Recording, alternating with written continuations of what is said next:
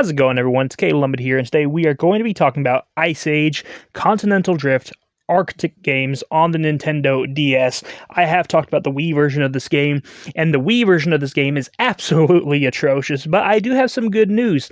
The DS version picks up the slack. The DS version of this game actually is not bad. I'm not going to say it's a good game, but it's not a bad game like the Wii version of this game. The nice thing about this game is that it takes a lot of what the Wii game did, and it basically just does it better because you're not relying on those horrible motion controls that the Wii version has.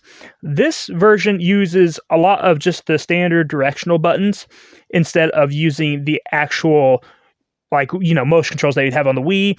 Sometimes it has some stylus controls, but even the stylus controls actually work better than the motion controls that you have on the Wii.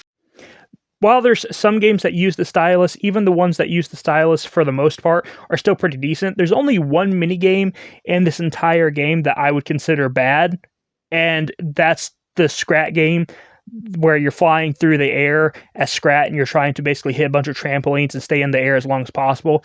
That one in this game is actually bad, whereas in the Wii version, that one was actually good. So that's like the only game that is actually worse than the Wii version. The rest of them are pretty much all better. I love the side-scrolling levels just like I did in the Wii version of this game, but I also do enjoy a lot of the other style levels that you have in this game. There's one where you're slingshotting a character across the screen, you're trying to hit the bullseyes on different, dart boards and stuff like that. That one's a lot more fun. I actually really enjoy the downhill racing games on this one, especially because, you don't have to worry about those really crappy motion controls that the Wii version has, and it's so much easier to control using the directional pad. And I'm so glad that they decided to use the directional pad on those racing games instead of using the stylus. The story is exactly the same as the Wii game. It's the main characters from Ice Age going against a bunch of pirates in a bunch of minigames to try and win this treasure. And the treasure is just a giant acorn filled with fruit. So it's the exact same story. It even uses the exact same cutscenes, except they look a lot worse, and this audio is also a lot worse on the DS version, I will say. However, if I have to sacrifice the cutscenes for better gameplay, I will do that all day, because the gameplay on this version is so much better than the Wii version. But you have the same exact story, same exact cutscenes. The only major difference, and it's really not even a major difference, but the only difference in this game is that some of the minigames are in a little bit of a different order than in the actual Wii version. And that's literally the only difference that I noticed, other than, the controls and stuff like that. Whenever you are going to play through story mode, or you're going to play even just the quick minigame mode, whenever you're going to do that, it lets you select one of the two teams. You can either select the good guys, the heroes, and play as all of the main characters from Ice Age Continental Drift, or you can play as the pirates, the bad guys, and you basically will just do full-on team battles. You don't get to select your individual character, just like in the Wii version. You don't get to select your individual character in that one either. It just depends on what minigame you're playing, and it will just assign you whatever character's on that team for that minigame.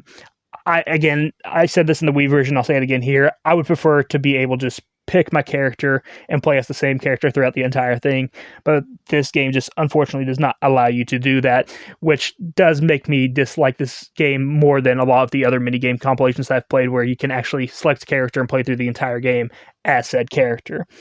But even that being said, at least this version of the game is way more playable than the Wii version. The controls are tight. The directional controls work great. Personally, I actually like the graphics on this game more than the Wii version. I don't know. The graphics aren't technically as good, but it's brighter. I don't know. It just looks nicer.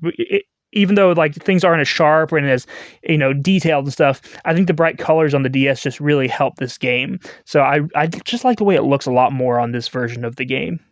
This version of the game, while not necessarily a great game, is at least way better than that version, and I think that if you are an Ice Age fan and you find it cheap enough, it's worth having in your Nintendo DS collection.